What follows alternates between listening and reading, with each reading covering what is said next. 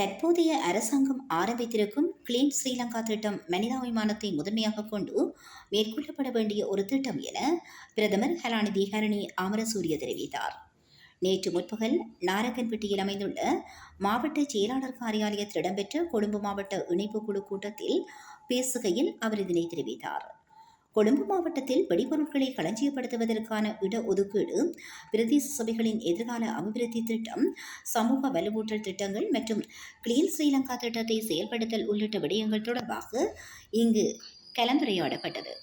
மகரகம மற்றும் கஸ்பாவ எல்லைகளில் உள்ள வயல் நிலங்கள் தொடர்பில் ஏற்பட்டுள்ள பிரச்சினைகளுக்கு தீர்வு காணல், கொழும்பு பிரதான பஸ் தரிப்பிடத்தில் உள்ள அசுத்தமான தன்மையை உடனடியாக நீக்குதல் மற்றும் தீத்தாவக்கை நெறிபுல வயல் நிலங்களில் பாதுகாப்பற்ற முறையில் குப்பைகளை கொட்டுவதனை நிறுத்துதல் உள்ளிட்ட காரணங்கள் தொடர்பில் இங்கு கவனம் செலுத்தப்பட்டது. மக்கள் நீண்டகாலமாக முகம் கொடுத்த பிரச்சினைகள் காரணமாக எதிர்பார்த்த மாற்றத்திற்கான கடந்த தேர்தலின் போது அவர்கள் வாக்குகளை பயன்படுத்தினர். மக்கள் எதிர்பார்த்த மாற்றத்திற்காக நடவடிக்கைகளை மேற்கொள்ள அரசாங்கம் என்ற வகையில் எங்களுக்கு பொறுப்பு இருக்கிறது.